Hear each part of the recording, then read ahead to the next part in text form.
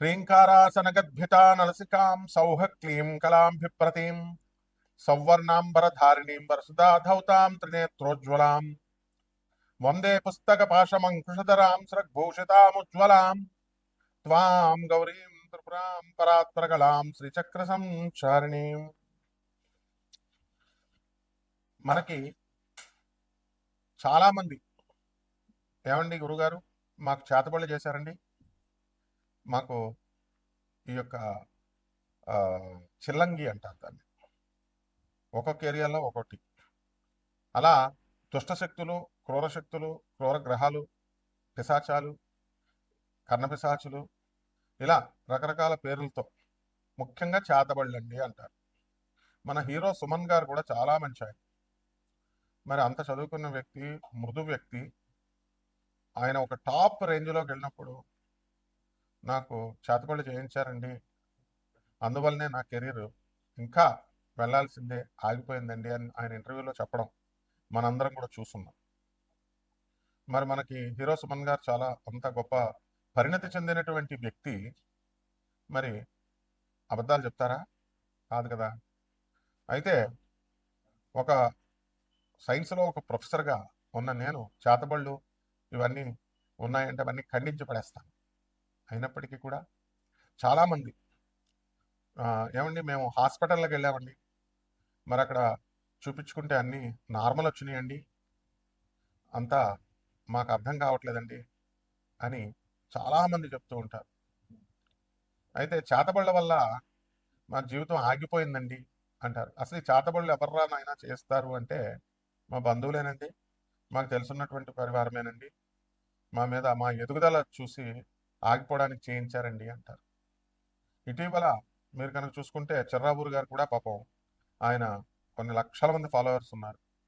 కాశీలో 21 మంది మంత్రగాళ్ళని పెట్టి శ్మశానంలో చేతబళ్ళు చేయించడానికి ప్రయత్నించారు అని చెప్పి మిగతా వాళ్ళు అంటే నేను దేవీపుత్రుడిని, అమ్మవారి పుత్రుడిని, నాకేమి అవన్నీ కూడా ఏం చెయ్యవు అని ఆయన కూడా చెప్పడం జరిగింది.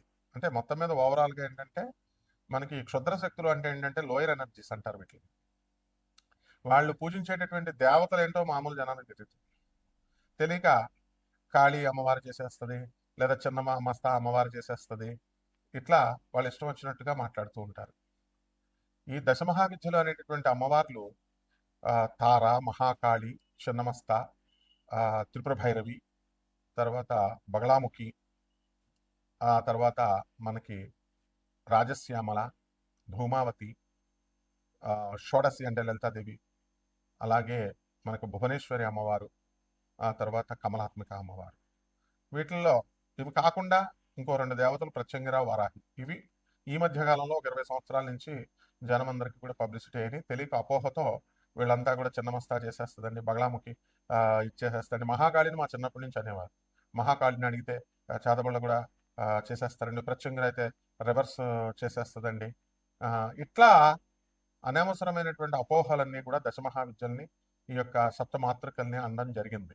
వారాహి, ప్రత్యంగిర అమ్మవార్లు వాళ్ళు అలా ఎన్నటికీ చేరు. ఆ అమ్మవార్లంతా కూడా గౌరీదేవి, గౌరీదేహ సముద్భవాం అన్నాం, అంటే గౌరీదేవి నుంచి పుట్టేది కాబట్టి వాళ్ళంతా కూడా సాక్షాత్తు పార్వతీదేవి ఆదిపరాశక్తి శివుడి యొక్క భార్య అయినటువంటి ఆ యొక్క గౌరీదేవి నుంచి పుట్టినాయి. కాబట్టి కనీసము గౌరీదేవి కూడా చాలా మంది తెలియక ఏమండి ఈ అమ్మవారికి మేకలను కొయ్యాలండి, కోళ్ళను కొయ్యాలండి అని ఇలా మాట్లాడుతూ ఉంటారు. ఇవంతా కూడా సకారాత్మక శక్తి, సర్వమంగళాలని ప్రసాదించేటటువంటి జగజ్జనని అనేటటువంటి పార్వతీదేవి ఎన్నడూ కూడా ఈ మాంసాలని, మధుమాంసాలని ముట్టుకోదు. అలాగే దశమహావిద్యలు కూడా అవి ముట్టుకోవు. కానీ తెలియక వీళ్ళంతా కూడా వామాచార పద్ధతి, కౌలాచార పద్ధతి అని చెప్తూ మటన్ పెట్టాలా, చికెన్ పెట్టాలా, మందు బాటలు పెట్టాలా, పంచమకారాలు అంటూ పిచ్చి పిచ్చివన్నీ కూడా చెప్పుకుంటూ వచ్చారు. అటువంటి చెప్పినటువంటి వాళ్ళంతా కూడా డౌన్ఫాల్ని మనం క్లియర్గా చూసాం మన కళ్ళ ముందే. ఈ 2-3 సంవత్సరాలను ఆ దేవాలయాల నుంచి వాళ్ళని గెంటి వేయడం కూడా, పూజారులు అంత అవమానం కూడా వాళ్ళకి జరిగిందనమాట. ఇవన్నీ అవసరం లేదు వాళ్ళకి. మరి ఎవర్రా ఈ క్షుద్ర శక్తులు అంటే లోయర్ ఎనర్జీస్. మరి నేను చెప్పినటువంటి దశమహావిద్యలు, ఈ ప్రత్యంగిర, వారాహి అమ్మవార్లు వీళ్ళంతా కూడా హైయర్ ఎనర్జీస్ అనమాట. సో మనకి మానవుడి ఎనర్జీ కంటే కూడా దిగువన ఉన్నటువంటి ఎనర్జీస్ని లోయర్ ఎనర్జీస్ అంటారు. మనం మీడియం ఎనర్జీ మనం. సో మనము ఎప్పుడైతే ఈ కర్ణపిశాచి అనేటటువంటి యక్షిని ఆ అమ్మవారిని చాలా మంది పూజ చేస్తారు. దానికి అసలు వాటి విధి విధానాలే తెలియదు ఎవరికి కూడా. వీళ్ళు ఏం చెప్తారంటే మూత్రం తాగాల, వాళ్ళ మూత్రాన్ని తినాలా, పిచ్చి పిచ్చివన్నీ చెప్తారు. అలాగే కొంతమంది ఈ క్షుద్ర శక్తులకి ఆ రక్తం అన్నాన్ని అడుగుద్ది, అమావాస్య రోజున అడుగుద్ది, అది అడిగినప్పుడు మీరు తెచ్చి పెట్టాలా, ఇలాంటి నాన్ సెన్స్ అంతా చెప్తా ఉంటారు. మనకి చాలా మంది ఈ యొక్క క్షుద్ర శక్తి ఆరాధకుల్ని, అంటే అవన్నీ మినిమం మ్యాజిక్స్ అనమాట. ఇలా గాలిలో శివలింగాలు తీయడం, నోట్లో నుంచి శివలింగాలు తీయడం, విభూతి సృష్టించడం, అలాగే ఇలా లడ్డూలు సృష్టించడం, ఇవన్నీ కూడా మామూలు జన విజ్ఞాన వేదిక వాళ్ళందరూ కూడా వాళ్ళు చేస్తూ ఉండేవారు. వీళ్ళు కూడా ఈజీగా ట్రిక్స్తో చేసేవారు. సో మయనార్ అనేటటువంటి ఒక ఊరుంది, అది గౌహతికి 80 కిలోమీటర్ల దూరంలో అస్సాంలో ఉంది. అక్కడ గ్రామం మొత్తం అంతా కూడా కుటీర పరిశ్రమ లాగా ప్రతి ఒక్కళ్ళు కూడా చేతబళ్ళు చేయడము, విడిపించడము, ఆ ఊరే అసలు చేతబళ్ళ ఊరు అంటూ చెప్పుకోవడం వస్తున్నాం. అలాగే కరోలి సర్కార్ అని చెప్పేసి చేతబళ్ళు తీసేస్తారని చెప్పేసి ఈ వీళ్ళంతా కూడా యూపీలో ఉన్నారని చెప్పి వెళ్ళడం, అలాగే వాళ్ళు కూడా చేతబళ్ళు పట్టిన వాళ్ళు జుట్లు పట్టుకొని లాగడం, ఇలా రకరకాలుగా ఎవరిష్టం వచ్చినట్టు వాళ్ళు చేస్తూ ఉంటారు. అసలు చేతబడి యొక్క లక్షణాలు ఎలా ఉంటాయంటే వాటి డెవలప్మెంట్ ఆగిపోతుంది. బాగా వ్యాపారంలో నెంబర్ 1గా ఎదిగిపోతున్నటువంటి వాళ్ళు సడన్గా అప్పుల పాలవడం, ఇతరుల చేత మోసగింపబడడం, అండ్ ఏదో ఒక విధమైనటువంటి భయంకరమైనటువంటి క్రానిక్ డిసీజ్ రావడం, ఆ డిసీజ్ సడన్గా క్యాన్సర్ వ్యాధి లాంటిది రావడం, ఆ వ్యాధుల ద్వారా మనం హాస్పిటల్కి వెళ్ళినా నార్మల్ ఉంది అని చెప్పడం వాళ్ళు, ఆ తర్వాత మనం టెస్ట్ చేసుకున్నా కూడా నార్మల్ ఉందండి అంటారు. సో ఈ రకంగా ఈ అసలు చేతబళ్ళు ఉన్నాయా లేవా, ఈ చేతబళ్ళు ప్రయోగాలు ఏమిటి, ఇవన్నీ కూడా మనము క్రమేపీ మనం తెలుసుకుందాం. వాటి ప్రభావాల వల్ల రాత్రులు పిశాచాలు కనబడడం, రక్త మాంసాలు కనబడడం, సౌండ్స్ వినబడడం, హాలుసినేషన్ లాగా, ఇన్ఫాక్చుయేషన్ లాగా ఉండడం, ఇవన్నీ జరుగుతున్నాయి. వీటిని కూడా 12 ద్వాదశ రాశుల మీద ఈ యొక్క సంవత్సరంలో 2026 సంవత్సరంలో ఈ చేతబళ్ళు చేసిన వాళ్ళ చేయబడినటువంటి వాళ్ళ డెవలప్మెంట్ ఎలా ఉంటుంది, వాళ్ళ డెవలప్మెంట్ ఆగిపోతుందా, ఈ వీడియోలో మనం తెలుసుకుందాం ఒక్కొక్క రాశి వారిగా.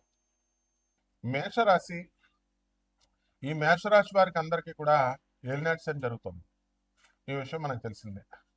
అయితే ఈ ఏలినాటి శని ప్రభావం వల్ల అందులో ఉన్నటువంటి వాళ్ళంతా కూడా అపనిందలు పాలవడం ఇలాంటివి జరుగుతూ ఉంటాయి. ఈ చేతబళ్ళు ఎవరైతే చెల్లంగలకి గురయ్యారో, దుష్టశక్తుల బారిన పడ్డారో, అటువంటి వాళ్ళని ఈజీగా ఈ ఏలినాటి శనిలో లొంగ తీసుకుంటాయి ఆ శక్తులు. కాబట్టి భార్యాభర్తల మధ్య అనవసరమైనటువంటి కలహాలు అనేటటువంటి ఈ యొక్క దుష్టశక్తుల ప్రభావం వలన మనకు కలుగుతాయి. ఈ ఏలినాటి శని సమయంలో ఉన్నప్పుడు ఇంకా ఎక్కువగా ఇవి జరుగుతూ ఉంటాయి అన్నమాట. అలాగే ఉద్యోగాలు చేసుకున్నటువంటి వాళ్ళు ప్రమోషన్స్ మేషరాశి వాళ్ళకి వచ్చినా కూడా వీళ్ళు మ్యానిపులేట్ చేస్తున్నారు అనేటటువంటి ఉద్దేశంతో యాజమాన్యాలు వీళ్ళ మీద ఒక విధమైనటువంటి ఏహ్యభావము, క్రమశిక్షణ చర్యలు తీసుకోవడం జరుగుతూ ఉంటుంది.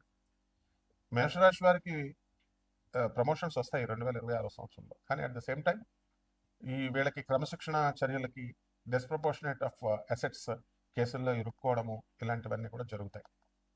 ఇక పిల్లలతో చక్కగా ఆనందంగా ఉన్నటువంటి వీళ్ళంతా కూడా సంసారంలో మూడో వ్యక్తి ప్రవేశము, తద్వారా మనకి ధన నష్టము, ఈ యొక్క ఆదాయాలు ఎంత పెరుగుతూ ఉన్నప్పటికీ కూడా మనకి గురుడు మరి జూన్ 2, 2026 సంవత్సరం వరకు మిథున రాశిలో ఉండడము, ఆ తర్వాత మళ్ళా కర్కాటక రాశి ప్రవేశం ద్వారా అధికమైనటువంటి ధన వ్యయం అనేటటువంటిది కలగడానికి అవకాశాలు ఉంటాయి.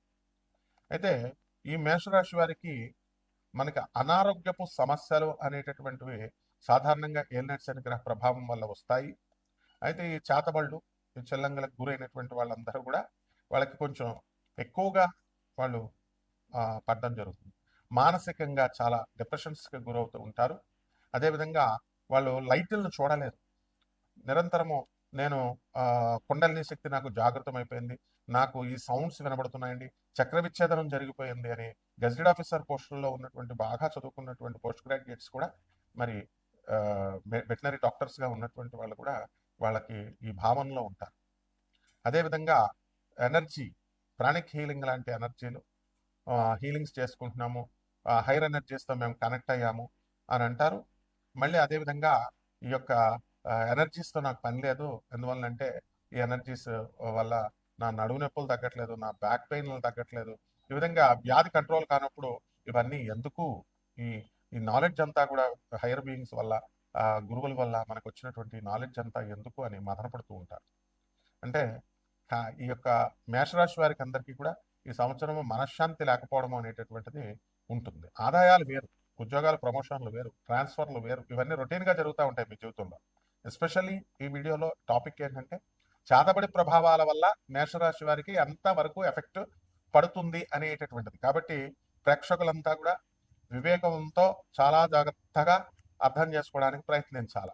అంతేగాని మామూలు వాళ్ళు చెప్పేటటువంటి వీడియోలు చూసినట్టుగా మీరు ఇల్లు కడతానో, నేను డబ్బులు లేకుండా నువ్వు ఇల్లు ఎలా కడతావు? అందువలన ఎంత పుష్కలంగా, ఎంత ప్లానింగ్గా మీరు మొట్టమొదటి నుంచి డబ్బులు దాచుకున్నప్పటికీ కూడా ఈ 2026 సంవత్సరంలో ఈ చేతబడుల ప్రభావం వల్ల డబ్బు ఉన్నప్పటికీ కూడా మీరు ఇల్లు కట్టలేకపోతారు. స్థలాలు అనేటటువంటివి కొంటారు, కానీ అవి రేట్లు పెరగవు. షేర్స్, స్టాక్ ఎక్స్చేంజ్ల్లో మీరంతా కూడా ఇన్వెస్ట్ చేయడం జరుగుతుంది. ఇక పరిహారాల దగ్గరకు వచ్చేసరికి మనకి ఈ పరిహారాల్లో మనము ఈ మహాకాళి అమ్మవారి యొక్క మంత్ర జపాన్ని చేసుకోవాలా, మహాకాళి అమ్మవారి యొక్క ఉపాసన చేసుకోవాలా. ఆమెకి మటన్లు, చికెన్లు, బలులు ఇవ్వకుండా చక్కగా అరటిపళ్ళు, పళ్ళు, పలహారాలు, శాకాహారం ఇవి మాత్రమే పెట్టాలి. పాయసాన్నాన్ని నివేదనగా చేయాలి. ఖచ్చితంగా మీకు ఇందులో ఉంటుంది. నాన్ ప్రాఫిటబుల్ బేసిస్తో మేము మీకు కలిగేటటువంటి ఈ బాధల నుంచి జాతకాల చక్రాల ద్వారా మరి మోడర్న్ సైన్స్ నాసా రిపోర్ట్స్తో మీకు జాతకాన్ని మేము చెప్తాం అనమాట. ఎవరైతే ఈ బాధలతో ఉన్నటువంటి వాళ్ళు, ఎదుగుదల లేదనుకునేటటువంటి వాళ్ళు, ఇతర సమస్యలతో ఉన్నటువంటి వాళ్ళు సైంటిఫిక్గా మోడర్న్ సైన్స్తో మేము చెప్తాము. కాబట్టి అటువంటి వాళ్ళు బాగా కావలసినటువంటి వాళ్ళు, వివేకంతో ఉన్నటువంటి వాళ్ళు నన్ను సంప్రదించవచ్చు. శుభవస్తు.